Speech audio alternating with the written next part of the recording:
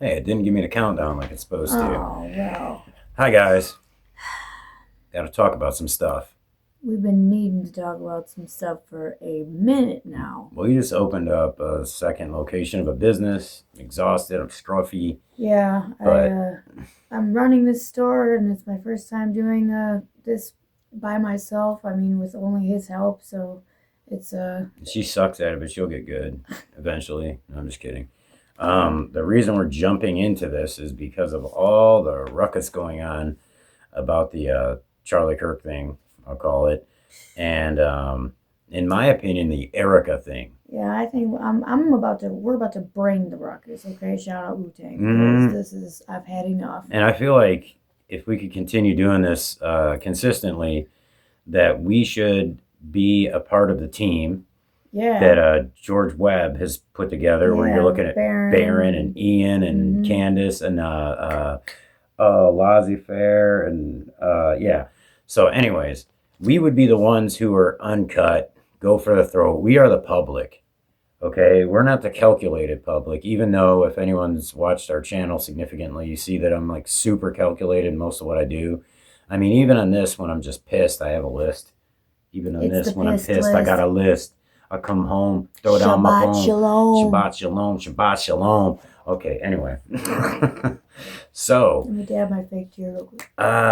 real quick, I want to go through TPUSA's lies. Just, I don't know. I feel like people forget some of them. I'll do them quickly.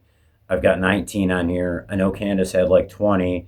A couple of hers are whatever, misunderstandings even, my opinion, or just not important. So there's some on here I think are very important Yeah. that just there's no attention paid to them. And Candace just did her thing with Erika, and the little bit that she gave us, guys were thrown under the bus for stuff. Yeah. Oh, they don't work with us, or oh, he no longer works with us. I don't know We why he fired did that him. thing. So I'm not going for that shit. I mean, I'm not going for that. I'm not trying to hear all that. These people are all connected. I don't care if a guy just, lost his job or quit his job yesterday. You were CEO when this guy was doing this BS, and it's your thing. It's your husband. You didn't stop it. But I'll go more in on her in a few minutes. Don't be too loud. We got people upstairs. That is something that I don't want people to forget is Eric Bowling, who went Yeah. on PBD right away. Yeah. What the hell was that? And that helped to, at the very beginning, screw up Candace's credibility when she was barely referencing anything. Yeah, she was barely scratching even the surface of the Yeah, surface it was at just that about the point. bullet at that point, Yeah. pretty much. So, the whole Candace hasn't toured with Toilet Paper USA in 9 years, that she wasn't close to Charlie, that he was on the board. Now he's like, well, I'm on an advisory board. It's kind of like an auxiliary. Bitch, you're not on a board. You're on a stick, maybe. I don't know. But so that is important to me because they sent him out there. Yeah, they go on PBD. I mean, that's a huge show. And there's a common thread here. Once again, it's a guy that they kind of distance themselves from. They send him out so they can say, well, he's kind of a part timer. Yeah, I mean, we can't control what he says. Yeah, we can't control what he says. Meanwhile, their They PR control everything guy. else that everybody else important says, though, because if you say the wrong thing, Mm, kind of like Charlie. yeah. Not there, not there for Anyway, you. not there yet. Their PR guy, meanwhile, is the one, according to Erika, who's throwing all the stuff out there that has made everybody go nuts. So we'll get to that in a minute. Okay, so that's Eric out of the thing.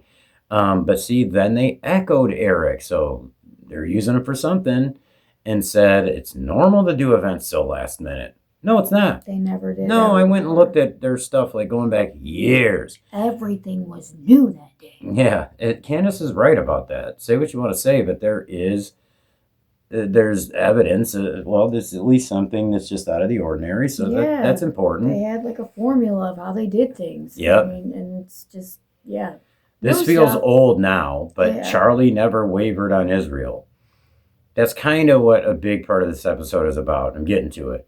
But that was Josh Hammer and BB, but everybody kind of went along with it and didn't really address it until she started pushing the letter thing.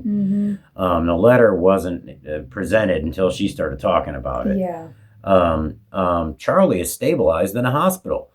Tim Pool and Glenn Beck, or as I call him, Beanie Shapiro, and Glenn Beck were saying that hours after Charlie See, I was didn't shot. even know that. Like, I didn't even know that they were saying that he was stabilized. Yeah, that was It's the initial crazy. stuff, and it's like these are guys that didn't know anything. There's nobody that was there. Maybe there was a source.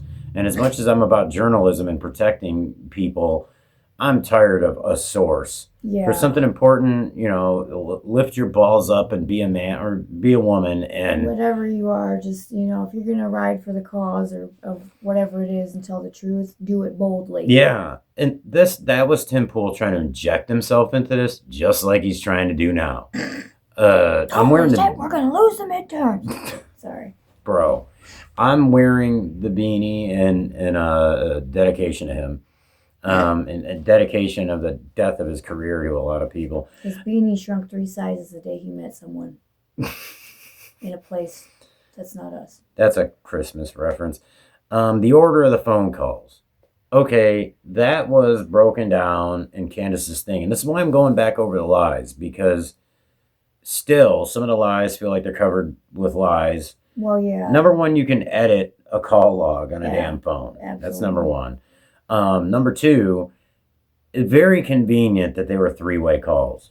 All of them, right? I mean, in all honesty, when you're calling somebody to say, hey, this person you love passed away, do you say, hold on, let me get so-and-so? Yeah, I don't That's feel like I would be strange. doing a conference call And type thing for that. Mikey's wife was omitted, and she was the bulk of the call, like meaning she was in the 3-way call each time, essentially. So it's like, here, I have a witness with me. Like, that's what And it's not as though she wanted her privacy protected. No, she's been vocal about Very things, vocal. So. And she was one of the first really vocal ones on X and whatnot. And for some reason, it was just all omitted. I forgot I called my wife, the only one I stayed on the phone for a significantly long amount of time with other people on it. And still weird. J.D. Vance might have been there. Who knows? Oh, I'm God. not sure. Yeah, where was he in that in the phone call list? That's what I mean. Supposedly, he called him. See, there's so many lies, and I feel like it's on purpose. It is. They all contradict each other. It's to make our heads go like into a blender. Mm-hmm. So we lose track of what's really going on. Mm-hmm. And we talked about it in another episode that's what was happening on site, too. Yeah. So I'll just keep going down real quick. Charlie didn't fear for his life or have threats. Yeah, come on, that's a simple Talking one. to you, Erika. Yeah, you know damn well. You said that there is nothing in particular, blah, blah, blah, but then either in the same interview or within, I don't know, a day, because she was doing 15 interviews a day. She can't get her face off camera. She said that he didn't have any threats and all that kind of stuff, basically kind of making a face, one of her evil faces, Bride of Chucky thing, and like basically insulting Candace without saying her name is what she was doing when she did that. Stop. Oh, That's it. And so then she'd turn around and say, we were always under threat from people, and we always said threats. She said even. Yeah, and she said, what did he say? Like I'm never gonna let it bother us. We're never gonna give we're just up gonna or live our lives. right. Oh yeah, and this was one that wasn't asked by Candace, and you're getting called out too, Candace, for real. Yeah, we love you, but man, Mikey had on. blood all over him. Oh yeah. Oh, that was Rob McCoy, so she didn't ask about that because they told her that Rob McCoy doesn't work for them. But he, clearly represents them, like. And he raises a lot of money for them and makes a lot of money from them. That whole, the 1,000 churches, like all of the charismatics, the Zionist evangelicals, he's on a damn tour, like literally every single day, doing sermons that aren't sermons. No. They're talking about this and how he's Charlie's pastor. He went to his church one time. Yeah, and how we need to be dedicating every second and every breath of our time to a country that's not ours. That's Erika thinks so too. Yeah, she does. Yeah, all the anti-Semitism. I see it outside all day, every day. It's absolutely terrible. All I have to do is wake up and say good morning, and then all of a sudden I'm flooded with anti-Semitic Ted Cruz people. really said that, didn't he? Yes, he did. Oh, he said he could God, say good morning on X, and then he was just And we laugh about it, but I'm writing a book on the subject of Zionism, and realistically, it's disturbing that these people support this in this bootlicking way. It's nuts. Very, but they kind of have to. Well, it's just, that's the thing, they have to. Yeah, we'll get to that because it's a whole thing. Well, I mean, with the Zionism thing, not with these people doing it. Okay, that Charlie was a committed evangelical. He only liked the architecture of that's Candace's way of saying it. So I mean, yeah, that was something that they immediately jumped all over. They were spewing that, and it was just a way to, I don't know, it was almost like practice. It was like a distraction just to get us along with something. Yeah, to discredit and all that kind of stuff. That he and Ben Shapiro never had bad blood. Oh, yeah. That's spoken by Erika Kirk and Ben Shapiro. So, receipts. She did have receipts. Candace had receipts for that one. Yeah, she did. You know, yeah. And Mikey was uploading videos and posting. Here we have Andrew Colvett again. So we'll have to go through a checklist of Andrew Colvett alone. He was making social videos. Who calls them that? That's weird. Social videos. Anyway, yeah. He seems like the kind of guy that would say that, though. You know? Yeah, he does. Mikey took out the phone and called Erika.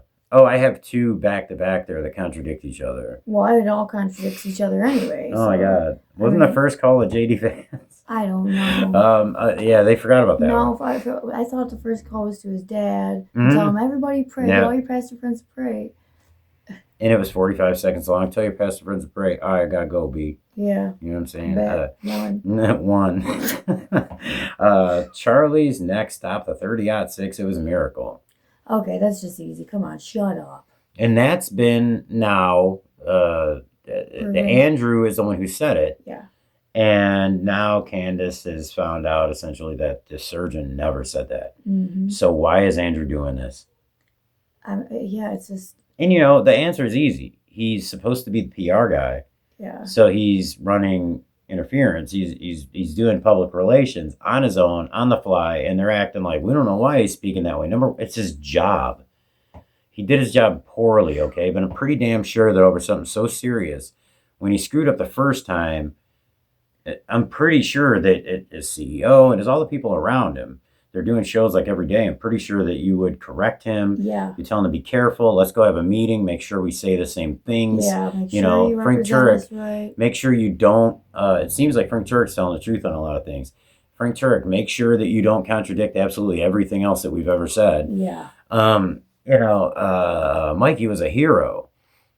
A general, a 5-star. Oh my God, I cannot believe that they said that. He was out there calling plays like Tom Brady. Oh my God. And the thing is, okay, that one's not a lie. It's subjective, right? You could see him as a hero for walking away and going to somebody else's car and making phone calls for like 12 hours after the phone call. Yeah, supposedly they said he was grabbing people and managing them. You go here and you do this and get this and that, and it's like that was not happening. You know, Terrell Farnsworth, the cops made him take the card out. And here's the thing. Selfie video himself. And this is why I'm glad we're doing this after Candace, and I'm speeding through it, but after Candace talked to Erika, because Erika stuck with, that's what he said, that's what he did. And meanwhile, he has video that goes on like 10 minutes after everything. Yeah. A cop never approaches him. I think a cop is in the background once. And yeah, maybe. That didn't happen. It didn't happen. And then they said that he was told, I forget the way that they said it, but it was like, they said he was told at this time, then they said he was told at that time, they said he was told on the spot. It didn't happen. Yeah. And like Candace, and once again, they're throwing certain people under the bus. Candace kind of is putting a lot of blame on certain people, and it seems like taking the blame off of other people. Basically saying that she doesn't trust him and blah, blah, blah. Yeah, well, meanwhile, at the beginning of it, I'm sorry, Candace, but if we go back to your early episode and you're talking about this guy, I know this guy, and blah, blah, blah, you weren't negative towards him. No. But now when you're on the phone with him, you had all these bad vibes that he was lying to you. And it seems like he really, really was, but I don't know. It just feels funny. People tell me what you think of Candace on this whole investigation thing, and I have a take on it that's not so negative. Security's always been the same guys. Except they renewed that day. Oh, they weren't. Dude, it was my God. The whole thing is, what's his name? Harpole basically had a mutiny. Where his own company. Yeah, and some of the same guys, some not. And that's the thing. So you have Harpole go on an interview with Sean Ryan, the CIA guy. Yeah. Out of everybody you could pick, you pick that guy. You're both friends of the fuzz, as we used to call it in the street. The fuzz. But the thing is he contradicted things like 15 times. Frank Turek, and now Frank Turek supposedly said that. So the car that Charlie was in, the SUV, the cops had it. They were searching it, doing what they do, collecting evidence. And a few hours later, Frank Turek, he had to sit there and wait. He said, not that I wasn't going to wait, but he had to sit there and wait to get his computer bag because I had his wallet and I think his house keys, or at least his wallet in it. Yeah. So he said that day, they let him go in there. I mean, I guess they're standing right there. But they let him go in there and get his computer bag. Have you ever had a car impounded on anybody where a serious crime happened? Well, not mine. Wasn't for that. Not that serious. I mean, not somebody getting assassinated, but exactly. But they do not like to let you get anything No. out of it until they search No, it. and especially when there's blood on stuff. Oh, yeah. Now we know there was because we saw the pictures, and that was allegedly where his bag was sitting. Actually, I don't know if that's his bag in the picture, but it doesn't matter. That's where they said it was. Yeah. Would have been under whatever that article of clothing is. And then, but this is the killer part, as they say, literally and figuratively. There was his necklace sitting on top of Frank Turek's computer bag. Oh, Charlie's necklace? Yeah. Yeah. And so the cop says, yeah, we've been asked to look for that. We've been looking for that. And Frank says, I'll take it. So they let Frank take it. Dude, he was wearing that when he got shot. Mm-hmm. And arguably, wait a minute, is that the one that got broke by the bullet? I don't honestly know. don't I think doesn't he had matter. two on. I'm not sure. Yeah, it doesn't matter though. He was wearing it when he got shot. That's evidence. Yeah. Period. And there's other stories about how Erika acquired the necklace and all this stuff Yeah. too, that are all just now Frank got it. I almost want to say they said the amazing Mikey McCoy got it before, but that could be wrong. It's the magnificent. They're magnificent, amazing. So the point is, we know that these people have obviously contradicted each other a million times. Like, this is just the start of it. And so what they did was, Rob McCoy, he's never worked for us. So they distanced themselves there. And Andrew, I don't know what he was doing there, saying that Charlie said his life was, and no. And Erika says, that's because I was only checking his iMessage or whatever. He used Signal, used this, used that. Seriously? Like, are we being for real right now? Like, I didn't check the other apps. Meanwhile, why the fuck don't the cops have that phone? Yeah, no shit. I mean, a lot of this stuff falls on the cops, but the fact that they're going back on their own thing constantly. I skipped one. An audit is totally a normal thing. Yeah, okay. It is. It is, but not this one. This he was wanted a Doge audit. Yes, he wanted a Doge audit. A different thing. Now we know why. Yeah. Shout out to Wolves in Finance, because that guy's on top of it. And Boy. Sketchy ass taxes. If your taxes for this store look anything like that, we're going. Thank you. Let's move to Costa Rica. No, moving to Qatar. You know what? Qatar's looking okay lately. Yeah, it is. We'll talk about that another time. So anyways, that was all a big, long-ass opening. And I get weird with some of this stuff because I feel like everybody's watching every step of it like I am. But meanwhile, I know some of that's useful for people. Yeah. And I should have explained maybe who Harpole is and stuff like that. But the fact of the matter is... If you're watching this stuff, then you know who these people are probably at this point. And here's something that no one's saying for some reason. Barron, actually, and maybe Ian too. So I'll give it to them. But as far as my Turning Point team. Okay.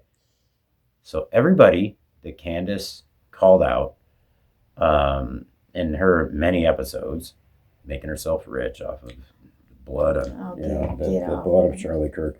I despise it. I do too, because it's inaccurate. It's just, but everybody she called out as part of Erika's team happens to be the members of the team that Erika is now throwing under the bus.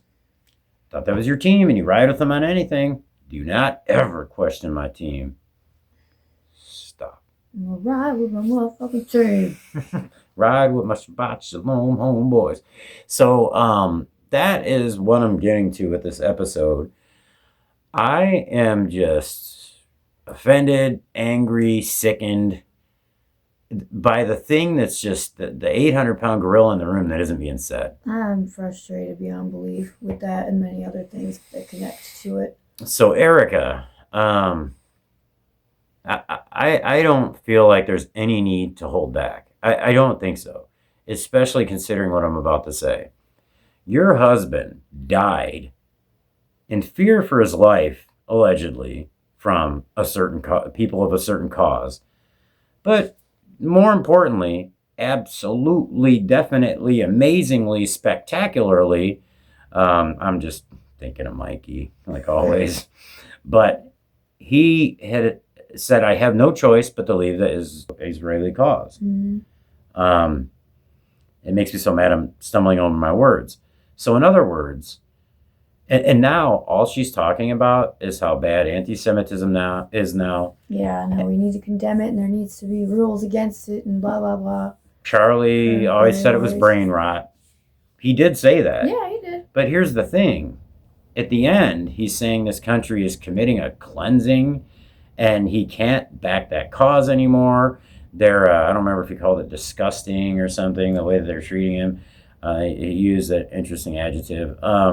Repulsive, I think. Yeah. So he died with one angry and hurt abandonment.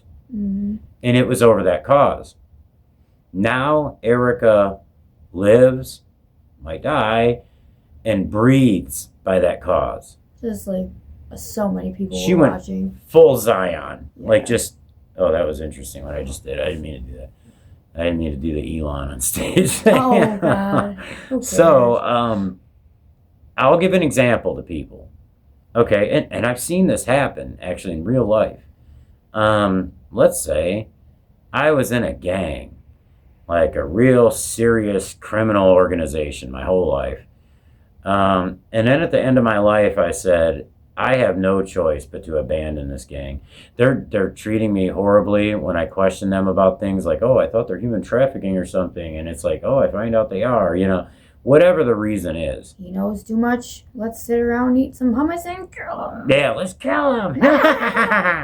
Love you, Tucker. If you can do Tucker's laugh, please drop a link to it in the comments. So I would almost pay to hear someone do that. I've never heard anybody do it yet. So, so I'm in a gang, right? And I'm very dedicated to that gang for like 20 years. In fact, I am the most vocal president of a gang in the history of the world. You're the face of that gang. Yeah, I got people just throwing money at that gang. You know what I'm saying? Like, gang. I'm trying to think of it like a charitable. Well, some of them started out that way, just like Hamas did. Different episode.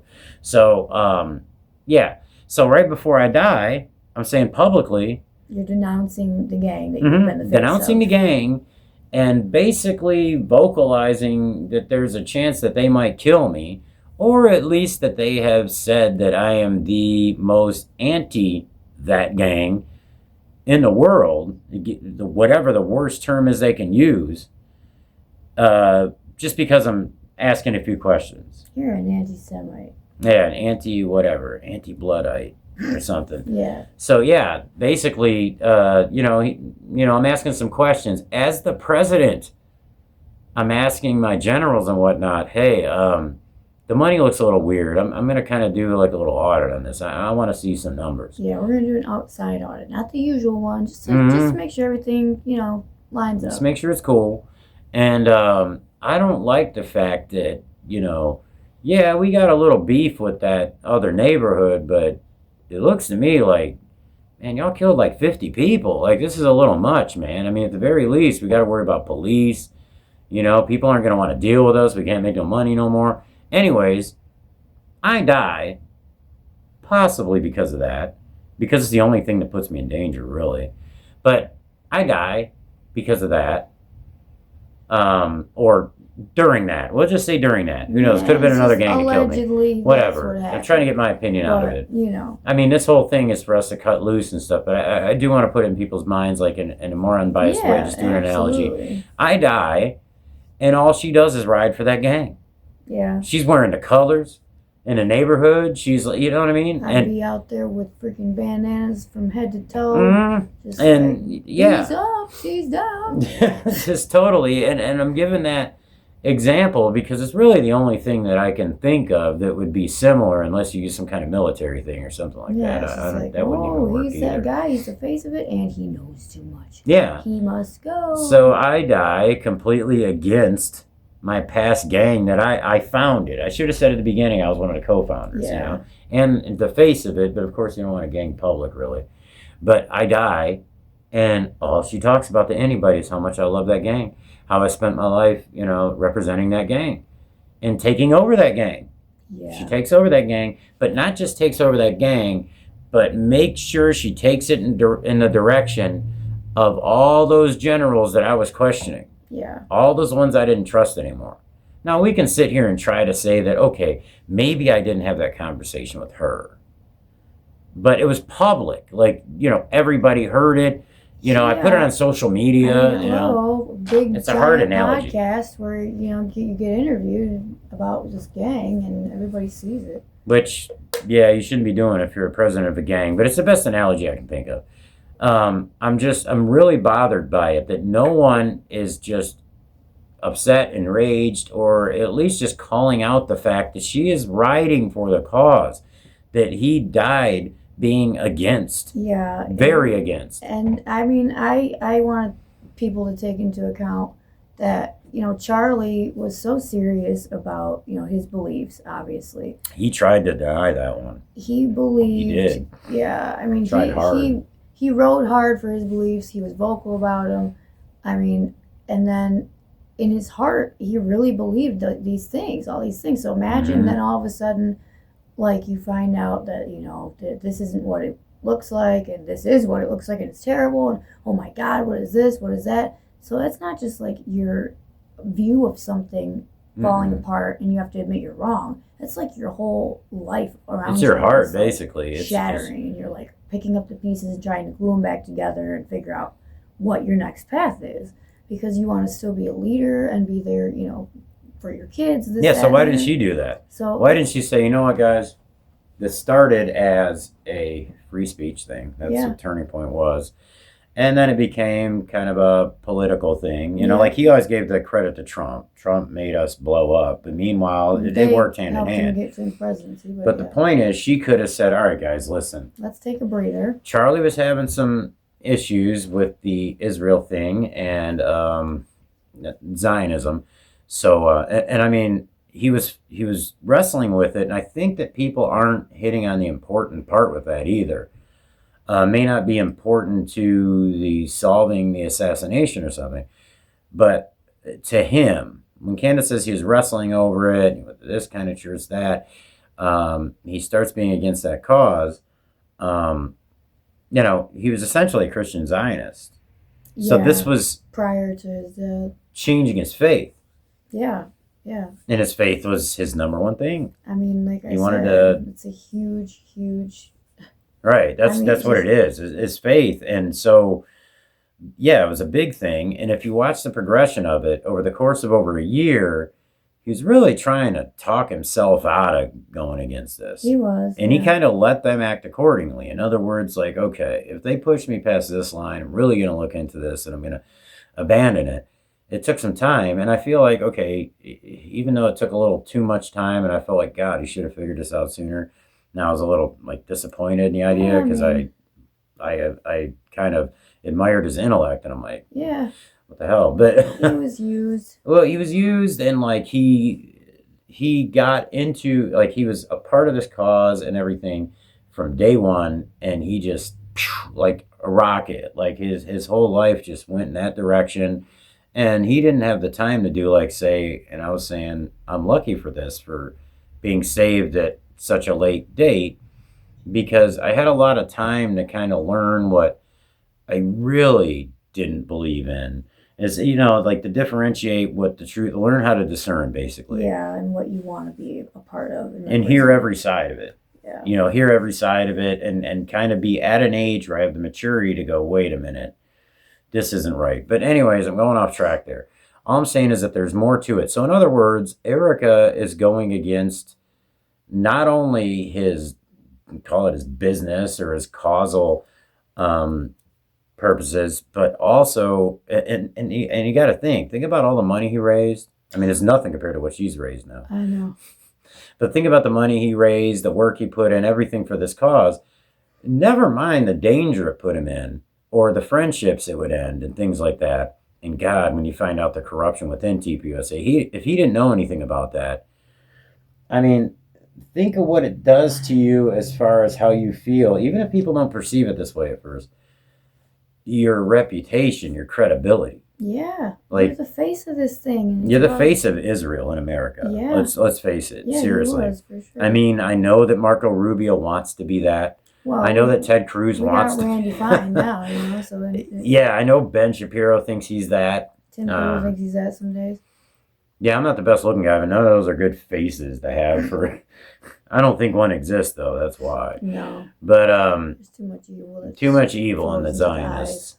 And it sounds like I'm being biased here, but yeah, okay. No, I despise the Zionist movement. Me too. The things that they've done over time and currently. It's ruining and has been steadily ruining the lives of innocent people. People across the entire world. The world, yes. And the finances, the lives, just every corner of life. However, it's not what I'm saying. It could be a cause I agree with. The fact of the matter is, Charlie abandoned it after riding for it for what? How many years? I can't 14. remember. I don't know. He's very young. He was like 24. When a Zionist got with him and funded it. Yeah. So that's my thing right there. And also, kind of behind his back, I don't really think he understood, by the way the money moved around and stuff. Now, this is just my opinion from seeing that. I don't really think he knew quite how much that charismatic Christian Zionist part of TPUSA, TV faith, toilet paper faith. Like, I don't really feel like he knew quite the money involved with that, the power involved with that. And what it was really about. His focus was like, okay, are we helping people to be a part of the conservative cause, support Trump? Are we helping people to know God? And right there with God for him was Israel. And then no more. He started hearing the conversations people were having, the biblical Israel is not the same as the Israel now. Mm-hmm. And so he was wrestling with his faith. But that's my main thing, is that Erika, from the start, and it's gotten worse and worse and worse. She's gotten more Zionist as it goes. Yeah. And it's like, I'm going to do an interview with Barry Weiss. I mean, dude, the choices are just like, okay, could you be more Zio? Like, I mean, if you tried, it's kind of insane. And I know that it kind of goes along with the book, because it's about the Sabbath. Yeah. And observing the Sabbath on Saturday, as technically you're supposed to. Shabbat shalom. Yeah. But, okay, so you're going to be disingenuous and push Zionism. I'm being very vocal about it, like very, very vocal about it. And people need to stop with the whole grieving widow. I'm not going to call it out, because I'm going to say something, man. She's been given an amount of grace that I've never seen. As far as we can tell, and from all accounts, she basically wasn't interviewed to be ruled out as they do in any other murder case. No, none of them were. Mm-mm. And I know that obviously they're saying that he was shot by Tyler Robinson and they caught him and all that good stuff, which I have a few things to say about that in a second too. But it doesn't matter.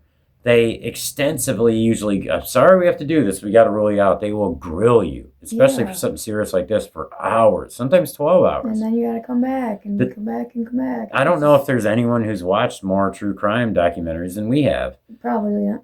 Or read as many books. Probably not. It's part of the reason we don't do the podcast about it, because we've had enough of that in our lives. Yeah, no. We want to be a little more creative than that. But yeah, so there's some grace there. And the reason you do that, obviously, is because even if everybody, 3,000 people watch this guy do it, supposedly, they all must have seen a good shot of his face, his outfit, all that. But anyways, and contradicted themselves, and they got on the phone with 911, and that she didn't get investigated at all. No. So that's grace. I almost lost my train of thought there because I'm thinking in the next part, Tpusa wasn't grilled, and that's the thing. It's that's what I was trying to say. It's not as though the cops are trying to figure out if she pulled the trigger. No. Did she pay someone? Did she know something? Did she even get information. stalked by somebody who may be this guy and it can help solve the case? That's what you do as an investigator. What did Charlie say to you in the days leading up to his death? Like, how was he acting? Was he acting different? Was he hanging out with someone different? Exactly. They always ask, was he hanging out with him? Like, is he doing drugs? They always ask that. Yeah. As though it has something to do with something like that. How had his mood been? Like, just... I mean, come on. Was he hanging out with a guy that talked about loving furries? You know what I'm saying? Like, you ask these things. And from what we can tell, based on the timeline of things that have been said and people on the inside who've said things, this didn't happen. So there's your grace with her, okay? And there was a very long period of time there where almost no one was asking questions of her, no matter how weird things were. Yeah, I mean, I was one of them at first because it was hard. I really didn't want to touch it. I said that in the video. Well, anybody that watched this knows that even I was really trying to... I was like, man, I just felt so terrible for her and the kids, and I still do feel terrible for the kids, obviously. But, God, I didn't want to touch it. But we even gave the possible excuse, the theory that she was trying to keep herself safe. That she knew, but if she said anything, she could be murked and all of that good stuff. So, yeah, we tried to make but man, you can't if you see things with your eyes, okay, and you actually see them. People are learning to do that again. Then they're all like, oh, no, those people over there, no, that's nothing to see. Nothing to see. Come on. Or and noticing. on to the next thing. The hand. Yeah. I have to say it. It's on my mind. I have to say it. What's with the baby hand, yo? See, look. Okay, now just swap our faces. You know what I'm saying? If y'all paid attention. Yeah, look. Swap our faces now. Here's my hand. I have long Listen. Oh, wow, that actually looked... Listen. That wasn't his hand. In fact, that wasn't a human hand. That was a wax figure. Seriously, there's absolutely nothing anyone could say to convince me differently. I've been to a few wax museums in my day that were pretty damn cool, and that was a wax figure, I'm telling you. It was actually a crappy one. It was. It definitely was. It definitely wouldn't have made it into the museum. Not even that. You remember the Hall of Fame one we went to, or the baseball one that was in Cooperstown? Definitely not that good. That was really cool. But yeah, that wasn't a real hand. And see, the reason we know that is because she was all about putting that suffering in HD up close. Yeah. Who the hell films that? I know. I'm just someone whose boss tells them to. Yeah, I thought of that the other day. I'm just like, I just can't picture it. Like, here, take this. Okay, you gotta come film me. And then what if she's like, hold on, the light isn't right. Do it again. I mean, I just. There's your grace, okay? Thought of that makes well, me I mean, it cute. started with the actual first, her first statement or whatever, because, of course she's got to give one. However, well, no, she doesn't have to. That was one of the things that was brought up by, I think, Mr. Letgo. Shout out. Yeah. They're like, you just need to address the nation, basically. And she's like, okay. But that's fine. Whatever. Someone who she views, Charlie cared about Charlie, said that's the best thing to do. Okay. She's in a bad state, so she's like kind of being led around. I get that. Absolutely. I mean, I was a drunken mess when my mother died. So there you go, for quite some time. I was there. Yeah. I wasn't. But yeah, so, okay. But still, the way that was done was weird. It was very weird. It was, okay, we haven't gotten a tacky yet. But it was just, it felt a little planned. I mean, was she standing at a podium in that room, or was she just... I think it looked like she was like supposed to be kneeling or something, maybe by the casket, or leaning No, over not the casket. I'm talking about the first statement she made. I'm still thinking about the hands. The one that She was standing, what was it, next to his chair, where he did... okay, the yeah. show. Which, okay, dedication, fine, but it felt...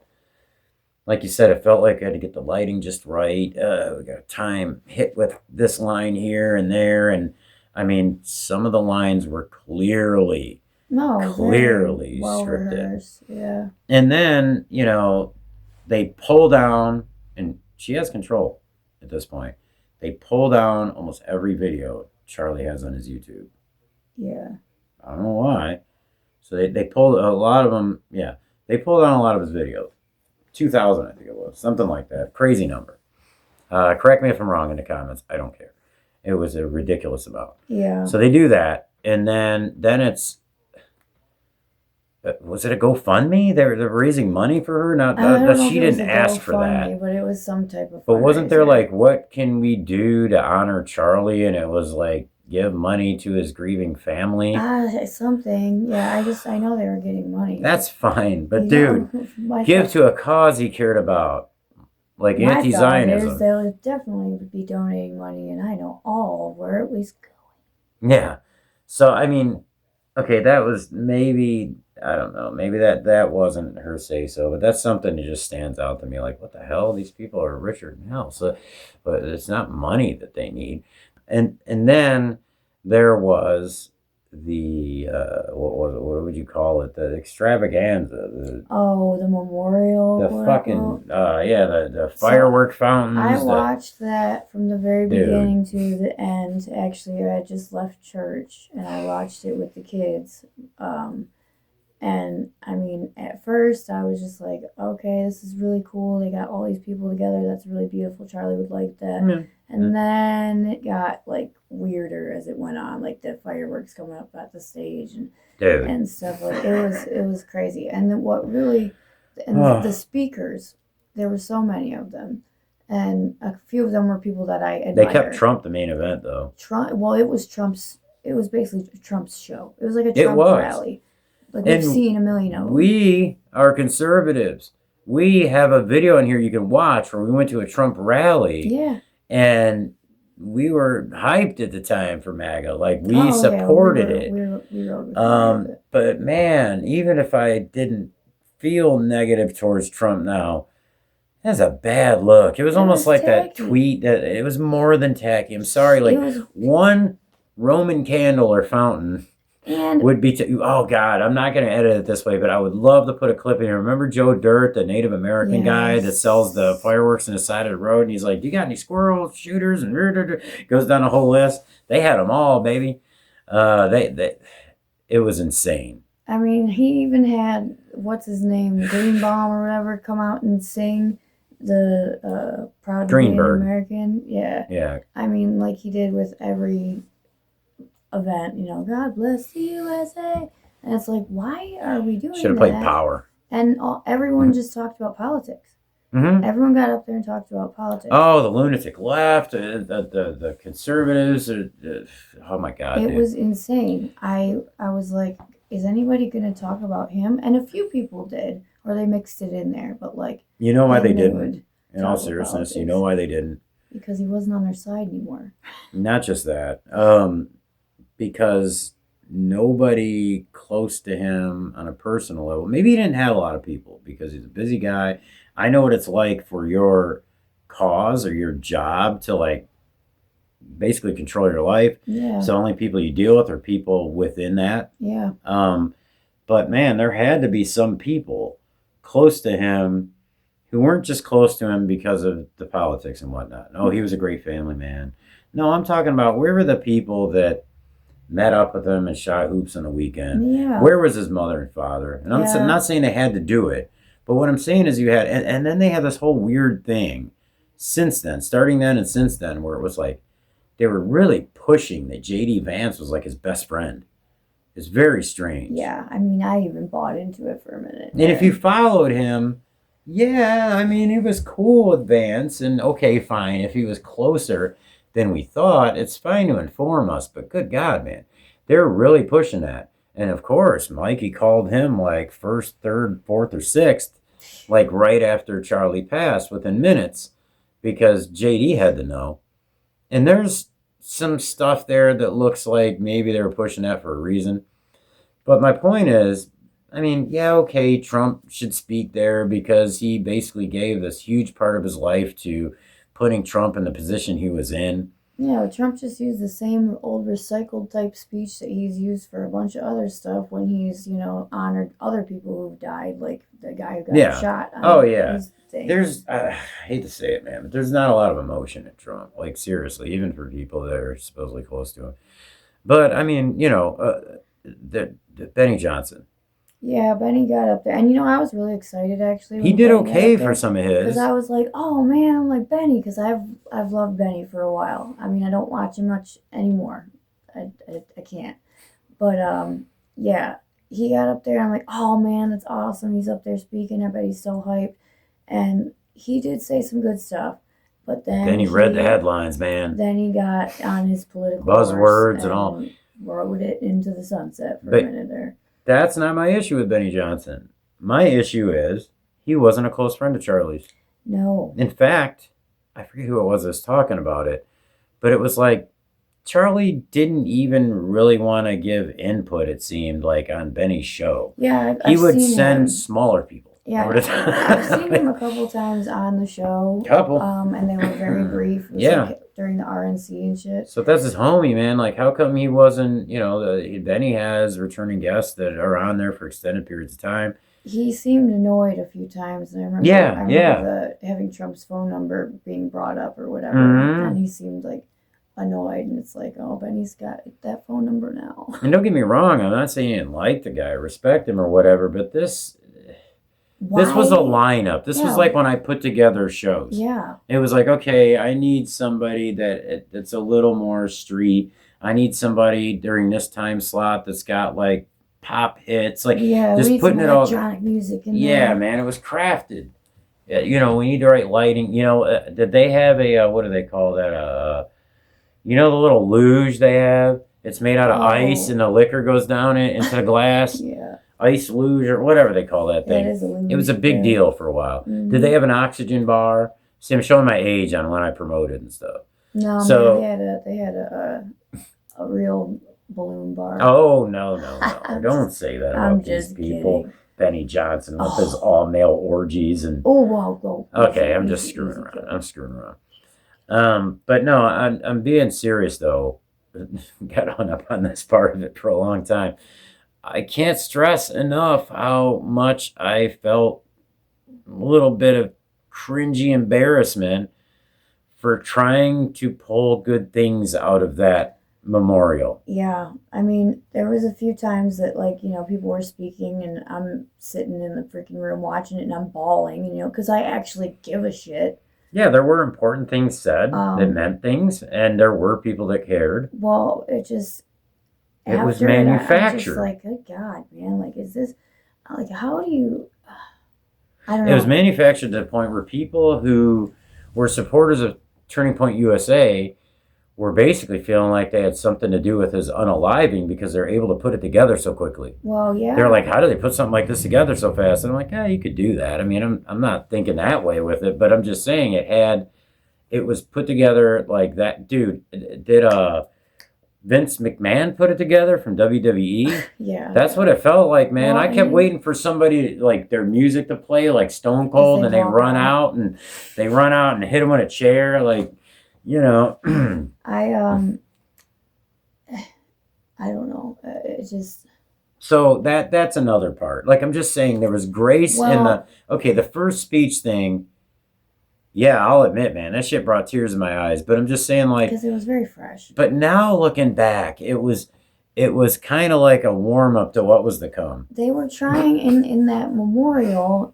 It really felt like it was a call to action, and like we were gonna go to war. Like that's what it felt like. Yes, and I want to say at least one of them said war. Maybe Benny Johnson. Sure Eric Trump might have said. He might have. Don't quote me on that because that might be wrong. But He's a hell of a Zionist. He definitely said something about it, and that's unfortunate because he was my favorite Trump, and now I'm just like, damn man, what the hell? My favorite Trump. He was. I'm ashamed that Ivanka was. Yeah. Yeah. I really liked her, and she's straight. Queen's IO. It felt like, and okay, this is gonna sound weird and maybe distasteful, I guess, but like, or to noticers, we're already there. To noticers, it might sound cool, but like, I'm not meaning it that way. Just to clarify, it almost felt like, a call to war or whatever, and like you picture like old, like Don't say it. Himmler videos. You picture like old Himmler videos where he's like, like getting everybody fired up and stuff, and you're all like, yeah, lunatic left, yeah, I knew you were going Muslims with box cutters. Sorry, I knew you were going. But yeah, I mean, it felt like that. It did. I'll admit it did, and I was just sitting there going, were some of these liberals like telling the future many years ago, like saying it was that kind of a rally sometimes, because it wasn't before. No. But Charlie's death happens, and it is now. Yeah. And yes, it should have been passionate. Perhaps you should be open about how much you despise the cause of the group of people that you could say like it is a call. Death. We are going to war to make sure that we protect free speech. But God, the way it was put together. Like, I'm bothered by all the fireworks and shit. And I'm more bothered by the fact that she kept doing it. Mm-hmm. I saw the one thing where she came out, and I want to say, I don't know if it was Megyn Kelly's event or if it was another Turning Point one.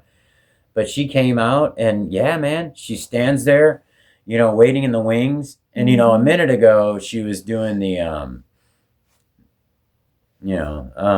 what? Mr. Towley. The fake tear? I don't want to call it a fake tear, but the tissue.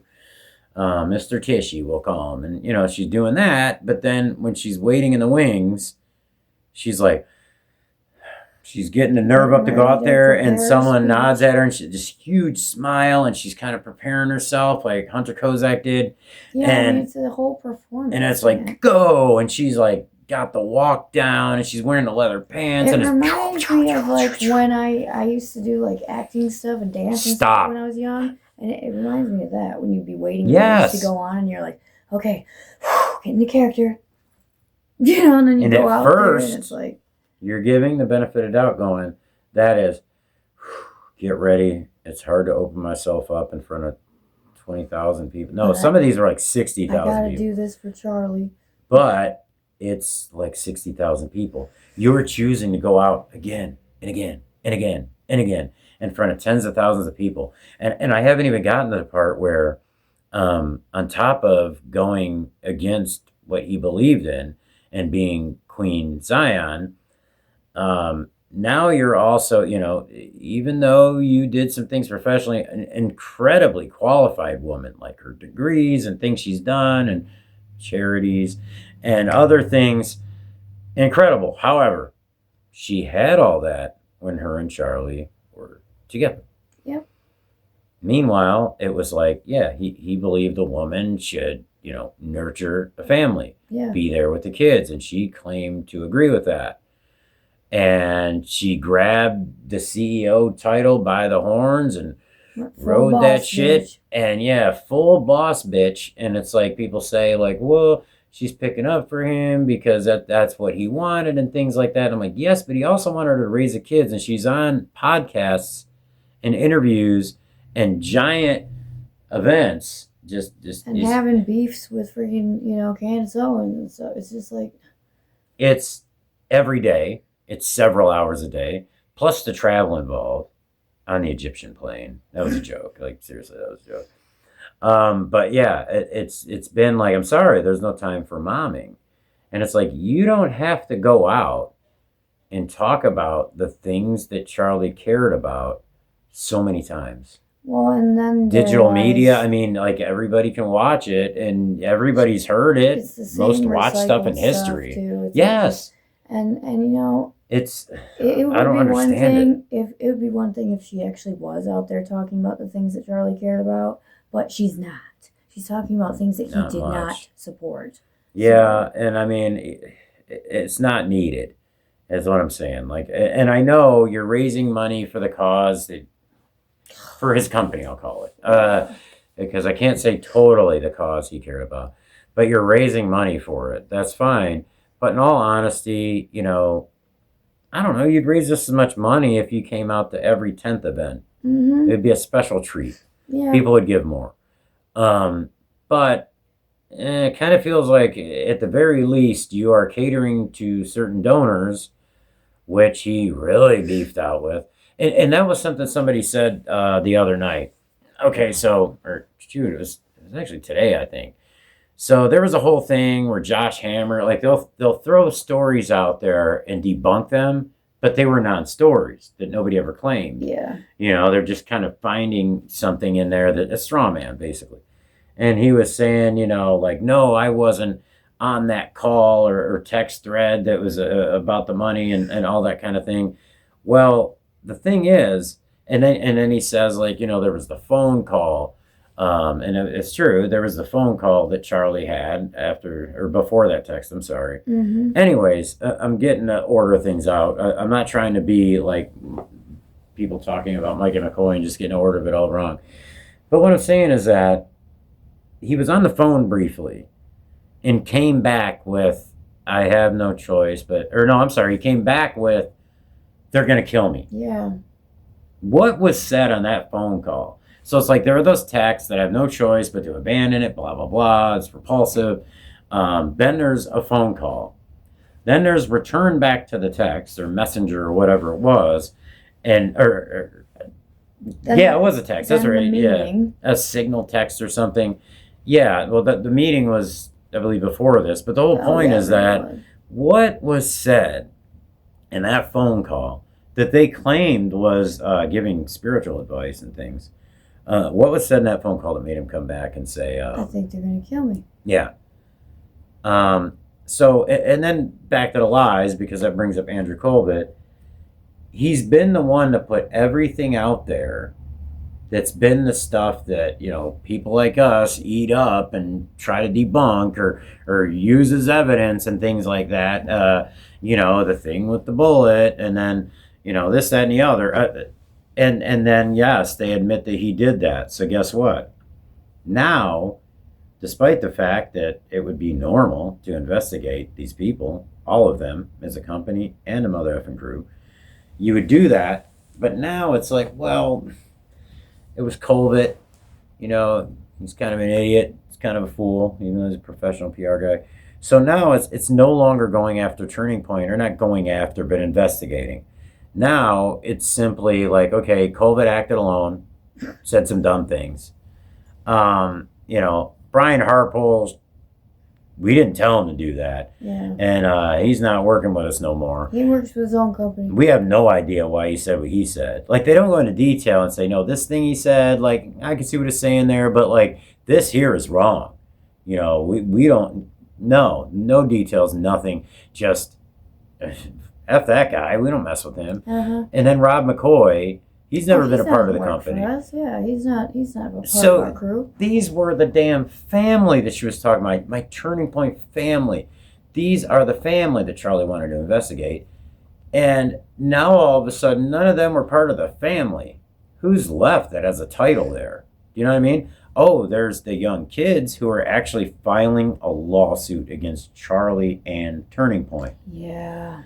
And as someone brought up today, a really intelligent TikToker, I don't know her name because I'm not on TikTok like that, but I saw a clip on Mr. Let Go. As she said, like with the Diddy thing, there is a way to, when you make your civil lawsuit, you don't sue the individual. Mm-hmm. You sue the company and them acting as a representative of company. There's this whole thing where you get screwed like 3 ways till Sunday because the insurance company for this has to pay out, and then this person was acting as a company. It's like when people sue hospitals for certain stuff, like big cases. Yeah, and they'll get like the surgeon and the anesthesiologist and the insurance company for each of those things. Lots of depositions. Yeah, so it's like, okay, Diddy himself as a person may be able to beat something, but it's like, no, they did this proper type of case. I don't have a lot of knowledge on it.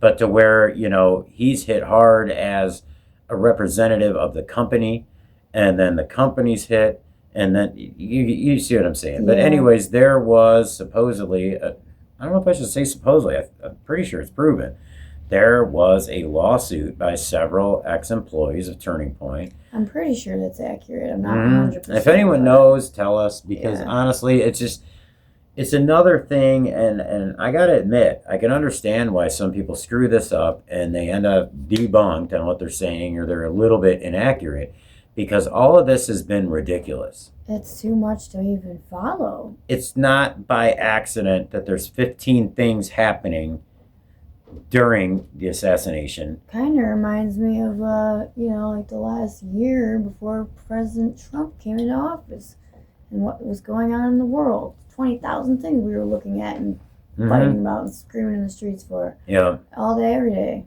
Meanwhile, we didn't know what was going on for real. I mean, too many, you know what they said when Trump got, there was the assassination attempt. Yeah.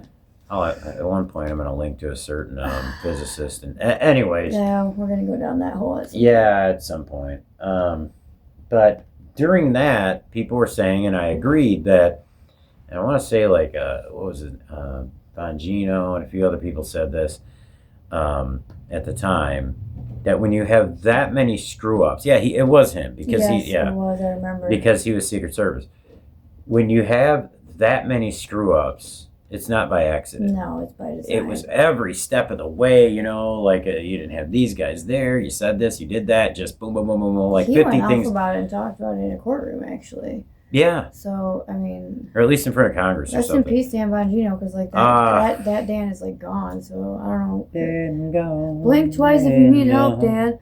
I don't know what we can do. He's so pale and broken. Yeah. Anyway. Yeah. So...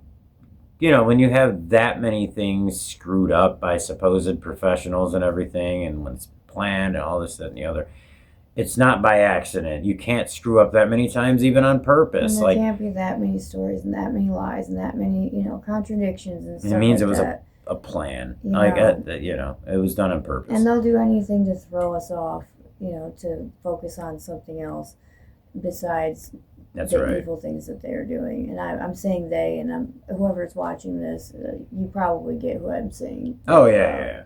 So.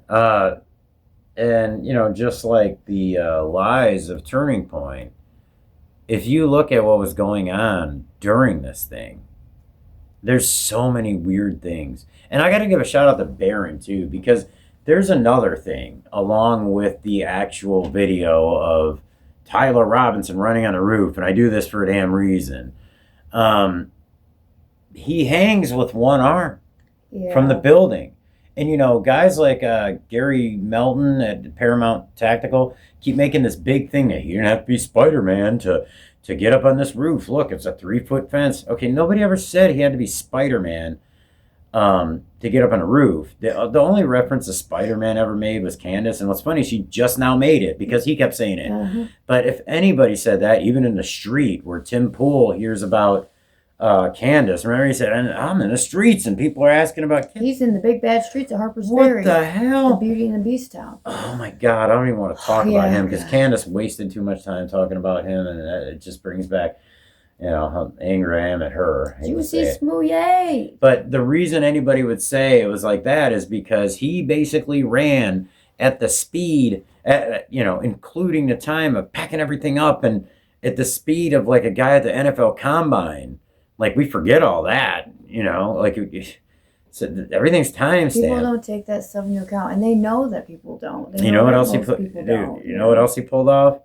He pulled off making his shadow disappear. Like, that's something that, man. He's Harry Potter, man. He's magic. Or Jesus himself. Oh, Lord. No, I didn't know Jesus. Walks. But yeah, seriously, he made his shadow disappear, and then maybe most importantly, at one point, he's got his gun in his hand, and he's hanging by one damn arm. Yeah. He flips over that thing with one leg, and he's hanging about. And dude, y'all seen him?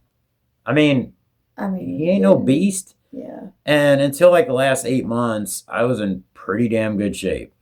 And here, we'll use my son. Oh my God. My son can bench press twice his body weight. Jake is a freaking beast. He's a monster. He couldn't hang from that building by one hand for an extended amount of time. Maybe for like a second or two. I don't know, but not like that. Definitely not. It's for I don't know exactly how long, but I'll have to look and see how long it was for. I think he hung there for as long as it took Blake Neff to get to a safe spot when he bolted and left his friend there.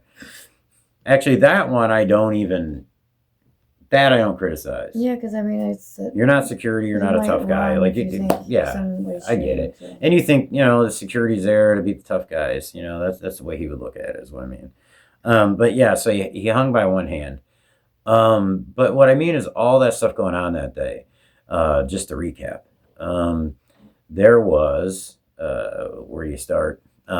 The fact that Charlie was seated in a way he's never been seated before, and there's this really thing where he's like standing on one leg and doing the hokey pokey on a chair, his and legs were like up, way up on bruh, the platform. I mean, you can see his face when he walks up there. He kind of looks at he's like, someone what and is he's like, this? you know, and it's like, okay, well, whatever. So you got okay. So you've got. I mean, this isn't during the day, but you've got the really short amount of time leading up to it. You've got him sitting there in a really weird way. You've got all these problems with the sound, and when it's good, you decide to screw it up again, and this, that, and the other. Watch Barron's video on that. Like, see if you can make any sense on that. Like, I'm not even saying to look at the theory that he had in there, but just the fact that it's really weird. And then you got guys like throwing up gang signs and stuff, and then at the exact second he gets shot. Like, that's weird. I mean, That's strange. We're stupid for, we're crazy. Hand signs. That was their answer to it. Yeah. On stage 2, I think it was at a church. Yeah, well, I mean, Something. I think he Hand said signs. it at the memorial. Pretty sure. And just wrote it off. But it's like, no, hold on. You yourself say millions of people love this man and what he stood for and everything, and you want to get to the bottom of it and everything, and somebody has to pay for what was done. Okay, when we ask questions about something that you would ask questions about in any situation, I mean, imagine this was a Trump's assassination attempt, and all the Turning Point guys are watching, and some of the Secret Service are like, and it all times out with them getting shot. Yes, doing the Macarena. Dude, they'd be asking. The FBI would be asking, even though that they're kind of the ones that are doing it in that situation. But I'm saying, what is going on here? Okay, so I guess that's enough on that one. Then you got old boy, forgot his name, man, with the at the exact time. Yeah. I have a theory on what that is. Others have made the same theory. No, it's not a palm gun. But then you have the guy that everybody forgets that we did a video on, which actually matches up in some ways, and I'm not saying it's definitive, was the ideal concealed guy. Oh, yeah. Phone gun. And the reason I say that is because down to the 100th of a second or something like something crazy that I didn't even know I could do with the software. And I mean, the timing of the hand of somebody doing something like that with that phone and all of that stuff and what we looked into, that was just weird, okay? Even if you don't think that that's important, it's another weird thing happening. Then there is George Zinn. I did it, And here's something else. I think Candace has brought this up. I know Ian has.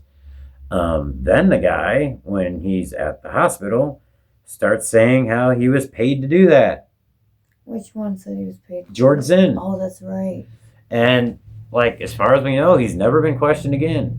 They supposedly just rolled him out just like that. He had CP on his phone. He's going to jail for the CP on his phone probably, if he's not there now. Oh, that's right. Yeah, the CSAM. Yeah, and the other thing is you want to also remember that he's there at the wrong time all the time. Yeah. He shows up at every big event. He's like the guys in Person of Interest, the Watchers. Yes, he's like them. It's like they're at every big event. You see him in the background of the picture. So that's weird. That's another strange thing. Then the other strange thing that wasn't talked about a lot at first is that a lot of the crowd was not students. Yeah, they were like these middle-aged people. I don't know. There were some young people. It's kind of weird. It was the ones in the front were heavily it was older an odd people. Mix. God, what else? There's so much. The maroon shirts. The maroon shirts. And, people made fun of Candace for that. But when you're doing an operation or an undercover sting or anything like that, you need to know who your team is. Yeah, it's for safety purposes. It's for safety purposes from a distance. You're going to wear the same color. But I was telling Danielle that it's the perfect color, maroon is. Yeah. You can't pick something that stands out so much that you're like, what the hell is that? Yeah, who are these guys? They're all wearing pink. Like, what? And you start realizing they're a part of something. And you can't pick something that's so just average that it doesn't stand out at all. You can't pick blue or black or even red. So you're going to pick something that doesn't look weird or anything, but it's also not overly common to where you can like confuse one of the good guys with one of the bad guys. That's what the whole purpose is. So yeah, there's that. There's also that the picture taken of him side by side is not the same guy. This is Tyler Robinson on campus earlier that day. This is Tyler Robinson in real life. Meet each other because they're not the same guy. So there's that. There's the 30-06 theory, I'll call it. That's the most crap. easiest. It doesn't even need to be talked about. No, it doesn't. It's been talked about to the point where it's, that horse is... Yeah. That horse looks like one of the horses in Game of Thrones, dude. The White Walkers ride. It looks like that. Yeah, we've beaten it to death. And then, of course, there is the trajectory of the shot. There's the fact that everybody was told to get rid of their footage or turn it over. Because it would give them PTSD. Yeah, and then there's the guy who's telling a story, and then he gets, like, strong-armed out of telling his story, and they almost get in a fight over it. Oh, yeah, the kid that they were going to ask, yeah. Yeah. All of this stuff is happening in a matter of minutes. And, yeah, it's weird. It's just, it's too much. I mean, first of all... It's done on purpose. And yeah, I mean, okay, the big picture here. We watched him get assassinated on, TV or streaming or whatever. We watched him get assassinated. That in itself is weird because when have you ever seen that? Well, it's out of the ordinary. Yeah, when have you ever seen that before? Except for the Trump thing recently where they had attempted, supposedly. But when have you ever seen that before? Is that a common thing? No. Right. So you'd probably be like, wow, that's weird. And it would naturally cause people to scrutinize it a lot. Yeah, be asking questions like, what was going on? So many people loved. So you start looking at it and going, and if I'm not mistaken, this thing was on actual TV. I think. I'm not sure. Or it was at least put out to the public in a way that the like Tpusa things... somewhere, I think. Yeah, they usually aren't. I want to say it was seriously on TV. It might have been. And because it reminded me of the Butler thing. It did. Almost none of Trump's rallies were broadcast like that, but the Butler one was. And that's not even a big stop. That was a small rally compared to what he did. It's smaller than the Nashville one, I believe. Oh, yeah. As far as how many people were there and how big of a place it is. Yeah. But yeah, so you have all of these things that it can't possibly be coincidence. And Erika says that nothing's a coincidence. It's interesting that somebody who's acting this way would say something like that. It's sillier than hell. So, yeah.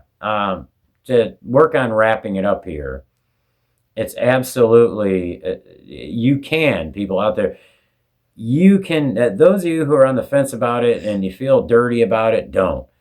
Blame it on me. When you say something and people attack you, blame it on me.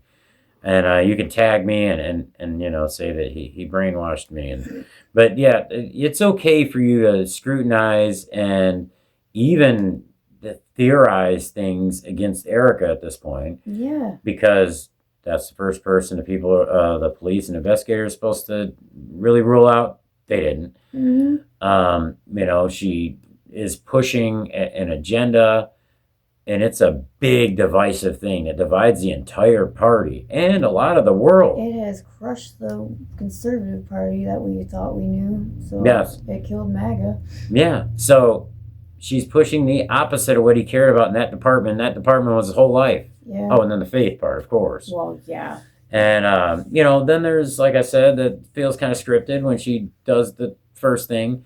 And then the hand.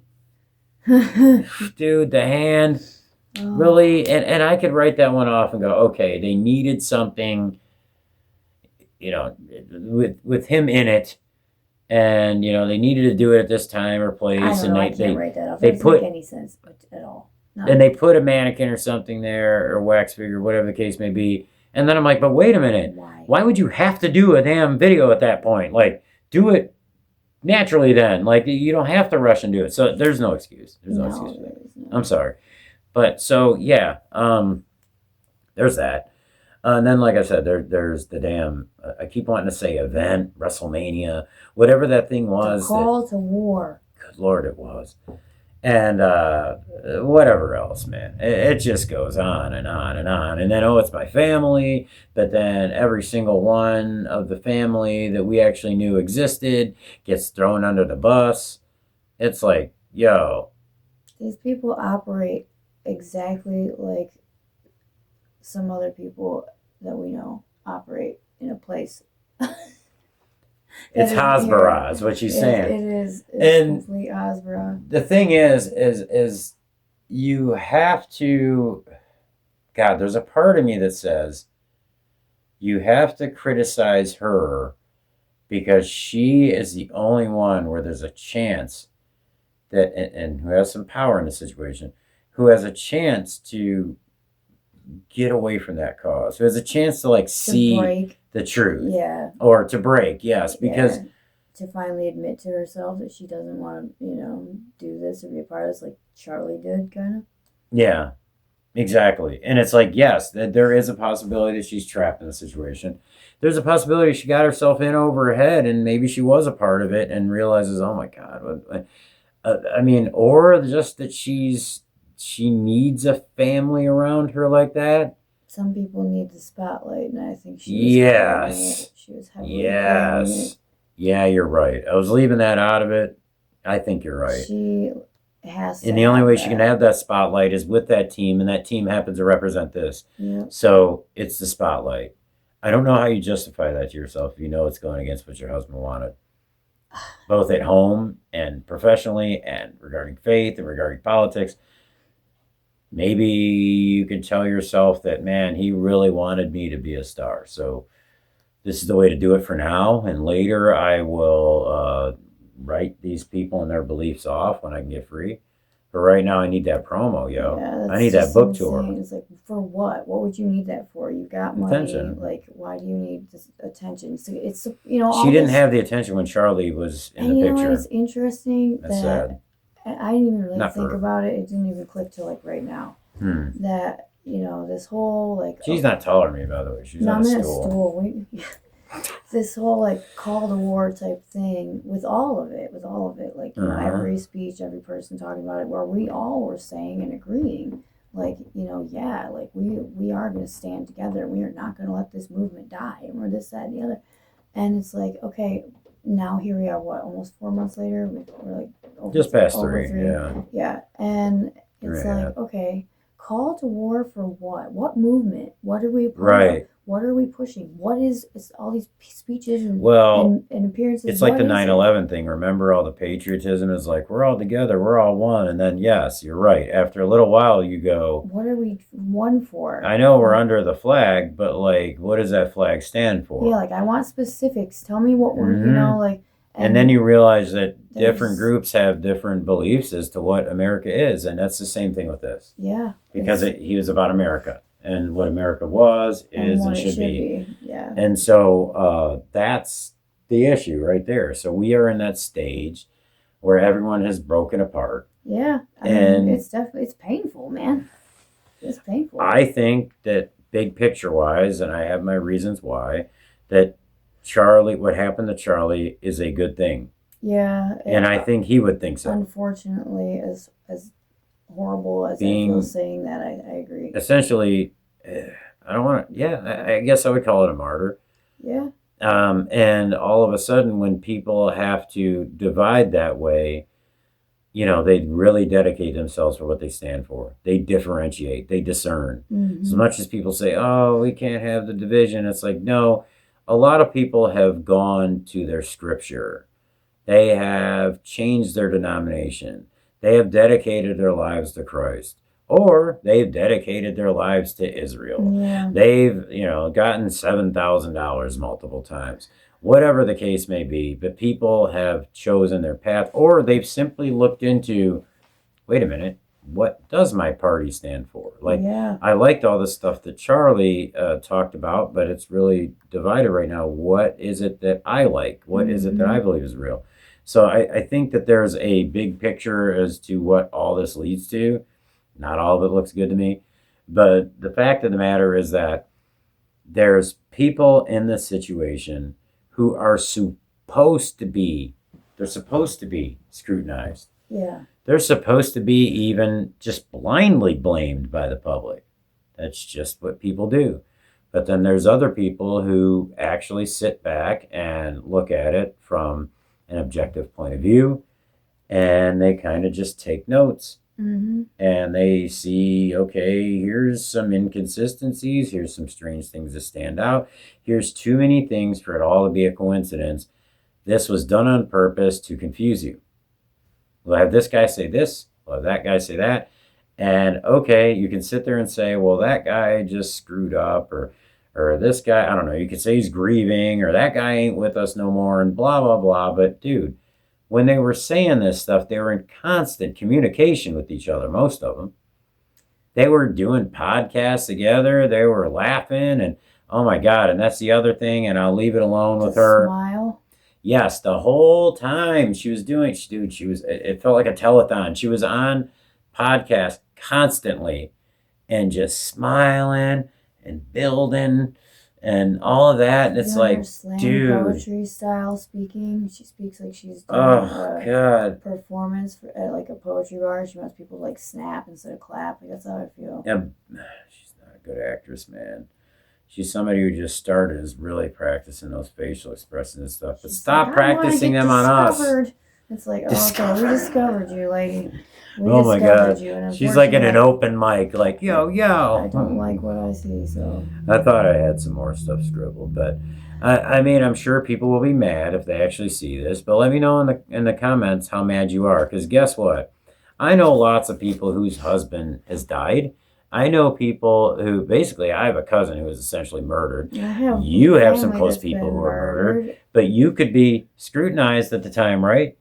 Yes. I mean, honestly, when I was very young when one of them died, and they did ask us questions. Right, and if the people in your family, neighborhood, whatever, scrutinize you as far as, like, I don't know, like, what were you doing in that place? And yeah, why were you there? Yeah, and all these kind of things, and like blamed you almost and stuff like that.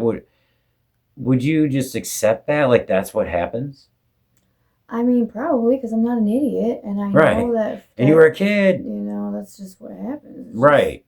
I'm just saying that at some point you gotta go, wait a minute, man. I understand that this horrible thing happened, and she lost someone, and obviously the way it happened. But a lot of us have lost people, and life is not that gracious to us. No. And I'm just saying, like, put yourself in the position, and I may have said this in one of the other many episodes. You guys should go see them, because they're a lot more organized than this one, but I was angry and had to talk today. But put yourself in the shoes, not in the shoes. Put yourself, you're just a regular person, in the situation that she's in. And ask yourself, how would you be treated? You know, you're not incredibly wealthy. I'd probably be in jail. They would accuse me of it, and then I'd be locked up. You have no political ties, anything, just a regular person. And this happens, yes, you would, there'd be a chance that you'd be in jail. Mm-hmm. They would be, you know, you'd have a wire and put in your house. I don't know. I would end up having to like turn state's evidence on somebody or some crazy stuff. They want me to be a CI. I mean, just all these things. And it wouldn't just be you. They would be after everybody close to you. You'd have to lawyer up. You know, a narrative wouldn't just be believed. No. Like, you would have to be rolled out, like we talked about. But just picture yourself in the situation without an attorney, without any money, without the political connections. How would you be treated if, you know, and like I said earlier, put something in the situation that compares, but on a regular person type of level.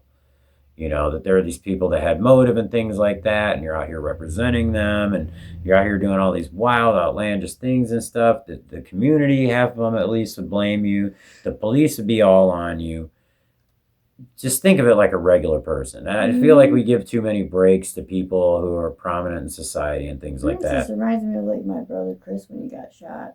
It's like that just, you know, they did that. Anyone who would be out representing the other side of the people that, you know, killed him, I mean, that'd be fucking weird. Yeah.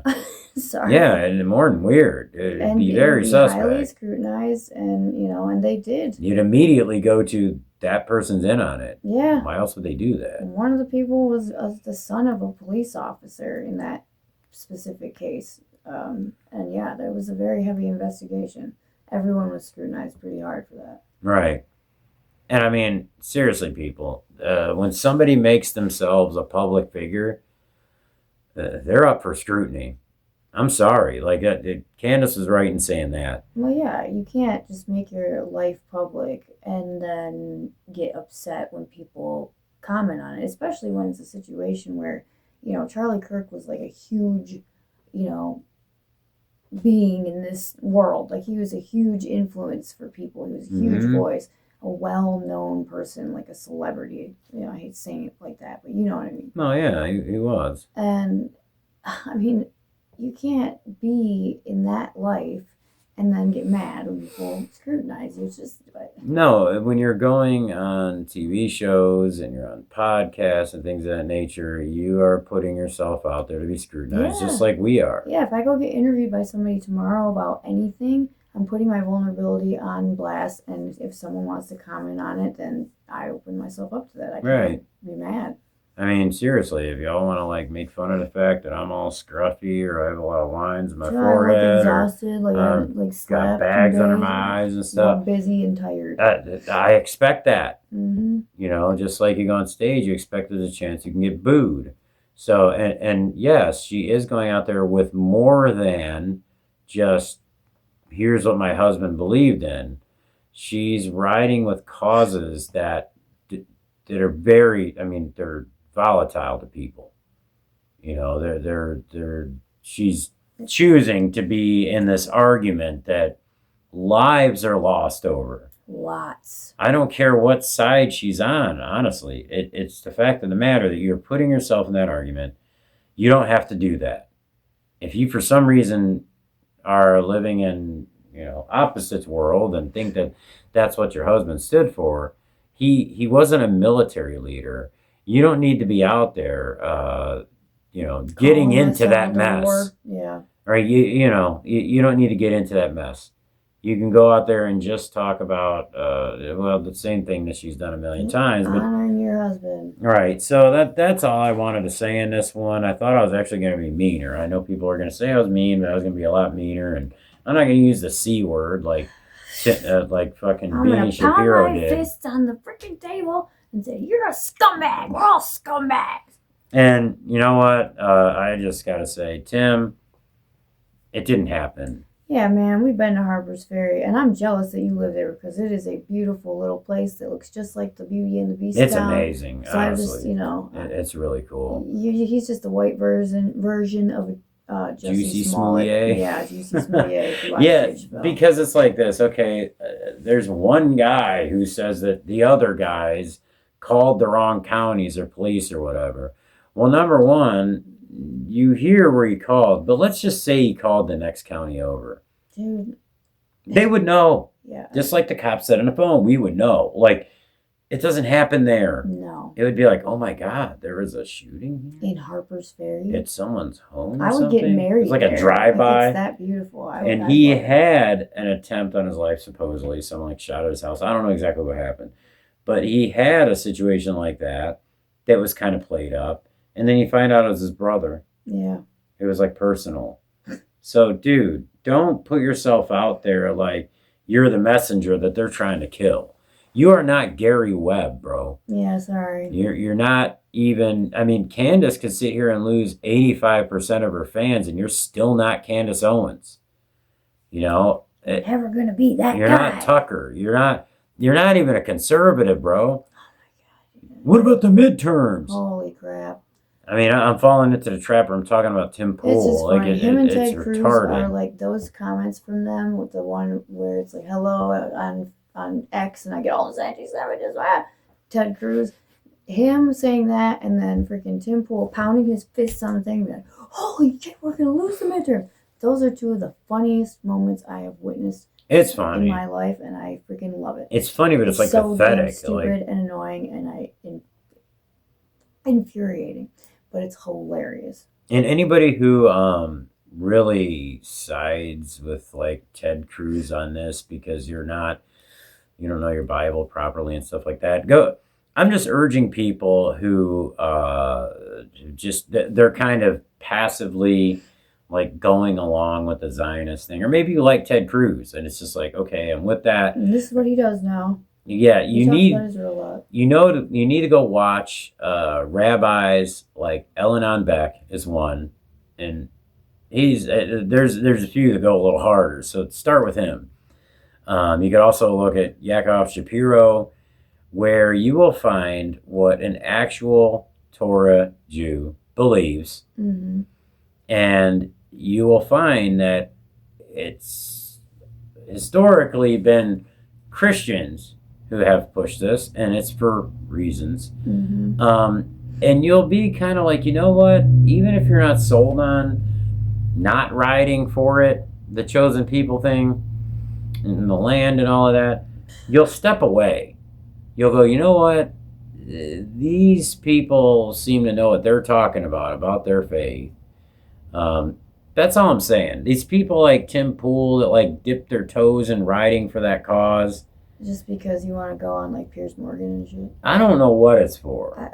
Just be that guy. Maybe they're so stupid that they don't realize how serious it really is. Yeah. That they're siding with Genocide. And not just genocide, but honestly, Evil. A faith or an anti-faith. Yeah, it's, You're jumping into the middle of what those people actually clash with each other over. Like they don't believe in forcing the Messiah. Yeah. I bet you what I'm saying is these guys don't know that. No, forced prophecy.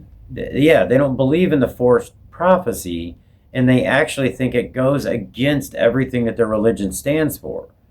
And meanwhile, if you want to say like, okay, well, there's some that don't think that, why are you putting yourself in the middle of that? Yeah, you're not one of them. Just get the hell. Just shut up, man.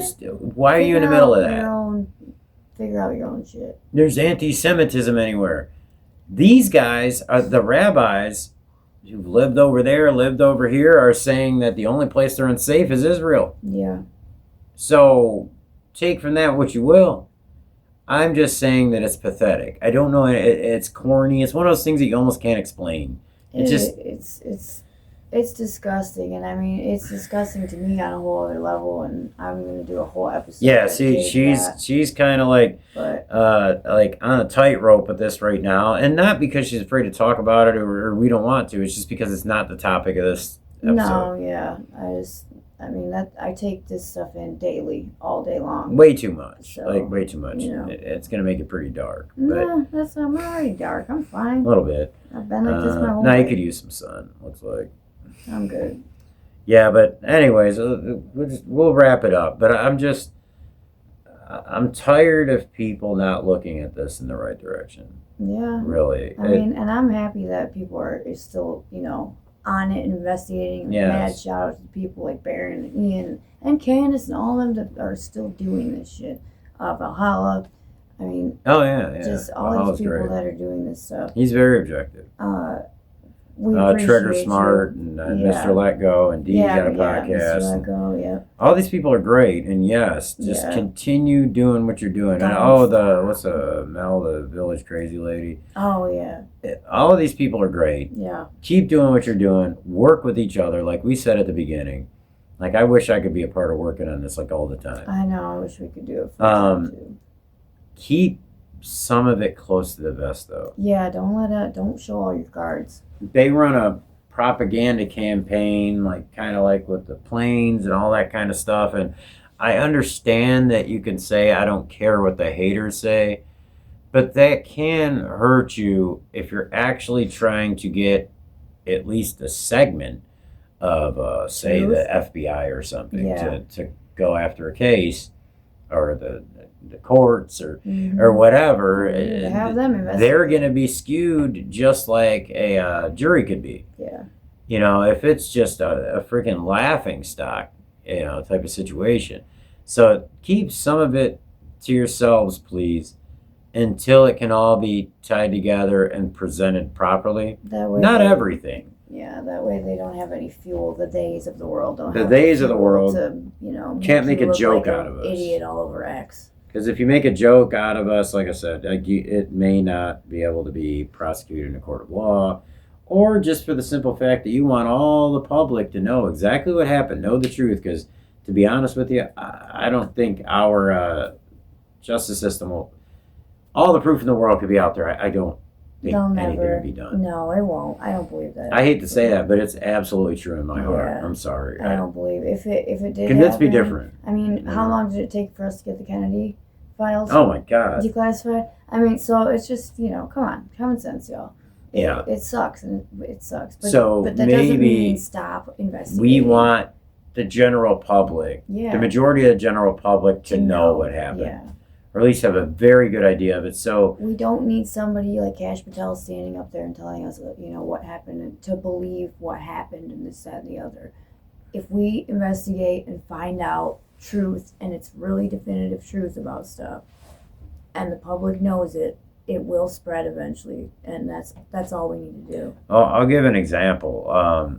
It's kind of like faith. So you don't want a really, I don't know whether it's a charismatic or some kind of weird, like out there version of Christianity out there scaring people, or even just scandals, scaring people away from Christianity, because what's happening there is these people are not finding God, are not being saved, because there's such a stink and embarrassment on Christianity that they run from it. Yeah. And I know that the first thing people think is that, well, they didn't investigate it on their own, and that's up to them, and they didn't listen to God calling them or something. No, but it's our job. I don't care why. To make sure that people, hear the word. Yeah. So tell them the word. Just make sure you know your scripture before you start speaking it. Mm-hmm. That's all I'm saying. And make sure you can tie, Genesis to Isaiah to whatever, just please do that. But don't stop giving people things, but keep reiterating some of the stuff. Yeah, don't let people forget. I swear, people who I've had conversations with about it forget about certain parts of it. Yeah, I mean, like the side-by-side picture of Tyler and Tyler. Even I've done it. I've been like, oh my God, that's right. That did happen. I forgot about that. Mm-hmm. I mean, it's just, bottom line, because there's so much on purpose. In the last 3 months, our whole lives, I mean, other podcasters that are... life is changed. It has changed. It has changed, and it will be a before and after forever. This is our after. Before Charlie. It's crazy. BC. I know, it's crazy. I mean, the one thing I wanted to say before we close is, I don't know what it is, but I can somehow believe that he was a good person who was pushing for the right things, and that is despite the fact that if he's clean in all of this, the financials, the Zionism, the SA stuff that went on with and taking the Mr. Leggo would say it, the tadpoles out to the strip club or the stripper poles. Yeah. Okay, so if he didn't know anything about any of this, and he didn't understand that he was also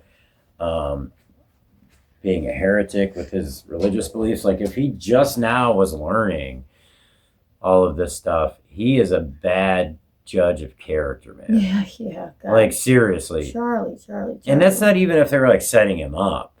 I'm talking about, you clearly got people screwing with the money. You got people preaching gospel that doesn't fit with the Bible nor what you believe. They're doing it for reasons that are obviously not just for God. Mm-hmm. You've got all these like people doing essays and stuff, and you got these allegations against the people at the top of the company. Like, just, I'll put it like this. There's a lot going on. There's a lot of bad people there. Mm-hmm. There's a lot of bad people there. There's a culture, a toxic culture that people that have worked there say that it's a toxic culture, and it's a lot of them. So what I'm saying is that he's a rare person where I believe that he didn't quite know the bad that people were up They to. kept him so busy, I think, too, and he kept himself like so busy. Yeah, that's true. Especially like running up to the election and stuff. Like there was no time during. That's right. during the election That is true. to even think or breathe about anything else. He was just go do what I'm doing. He was working constantly. And truth be told, he didn't even have time to like kind of analyze scripture because Yeah. he was he was put out there at a very young age, and it was kind of like, here's what you believe, like it Here's basically why. stayed the same. Mhm. That's all. And it's good to stay the same, consistent faith in God and everything, but you also have to like look at other possibilities. You make sure that you're not worshiping the Antichrist instead of God. Right, exactly. You're not things building like the third that. temple, things like that. Your organization is not paying to build the third temple. And that your people are not, That's it. funding and supporting a genocide. Right. But it's, So what I'm saying with all of this, because I'm exhausted, I'm kind of all over the place, is that he is the rare person that all of that stuff can be going on around him. The company he kept could be horrible in every single way I can possibly name, every category I can name. And I believe that he meant well, I do too. but he was figuring it out. Well, yeah. Just like he said, like it was 9/11 and then it was COVID. And he said this Israel thing. You're not going to freaking weapons of mass destruction. I was thinking, Right. He said weapons of mass destruction too. So he's figuring it out. And what I will say is that means that he's somebody who's truly getting to the bottom of stuff. He's over time, when he has time, kind of really making sure that the proof is there before he turns his back on somebody or on a cause, or even when it comes to his faith. So I admire that a lot. It's very hard to do that. You get emotional about things. Oh, I had to. Candace does. Candace, you spit a lot of stuff out before it was ready. You're kind of picking the fruit when it's not ripe yet. Yeah. So I really wish you would stop doing that. I know that you got a show to do every day. I don't think you're doing it for money. No, I don't believe that for a second. You're making plenty of money before. Exactly. These idiots don't see your numbers and I stuff. don't believe that you're grifting off of your friends' No, death. and you Yeah. risk, if they think it's all about you having the biggest, most successful, richest career in the world, you're also taking a risk that could ruin it worse than anything you've ever been involved in. Mhm. So that's why I don't believe it. It would make if they're talking this about business, that's bad business. Yeah. It'd be stupid. And you weren't jacking up the price of your merch Ugh, no. and putting Charlie all over it and everything like Yeah, that. like some other people who were selling merch at the freaking memorial. My God, dude. Oh, and then the 270,000 people who are Christians who are geotrack, so that they could give money to building a third temple. Palantir. See, it's just, it's too many things. It's like, okay, well, she didn't know about this. She didn't know about that. Like, she's not involved in this, but she was put in as boss. And now she's saying, well, we did find out about that, so they're gone, basically. It's like, hold on. You said they're family 14 seconds ago. But anyways, people, let us know what you think of Erika down in the comments. Because as much as people say, I don't want to say anything bad about her, grieving widow, blah, blah, blah, give her the benefit of the doubt. It's funny. The public's comments are very much against her. Yeah. I'm talking 90%. Yeah, they have been since the beginning. Nobody's honestly. glowing about, you go into some of these neocon groups and stuff and you see it, but Well, yeah. that's all. But I guess we're done for now, and we'll be back with a little more organized and a little less hateful of an episode. Well, no, it'll be Damn. strong. Okay. We'll just say that. It'll be strong. Whatever it is. I don't know about hateful. Yeah. If but you got a problem, try me. That's Sleepy Simon. yeah. He says to sleep well. We'll talk more about that at a later date, but he's a little mascot of ours, sort of. So, all right, rest in peace to Charlie Kirk. We're not going to stop talking about you, man. No, not at all. And, go ahead and criticize Erika Front. I can't say her name. Put her on Front Street. Whatever she is. Put her on Front Street. Scrutinize her. What is it? You get 90 days, I guess, before people do that. But then usually it's too late to really put a case together, and we are the public trying to put a case together, but hey, let's get on it. Yeah. And I'm not talking about, throw stuff out there that is, some weird, obscure internet rumor. We looked at it. probably at least partially true. Can't substantiate it, can't tie it to anything relevant, leave it alone. Mhm. So, anyways, let's stay real with it. Is it real? Is it really real? Not that is real.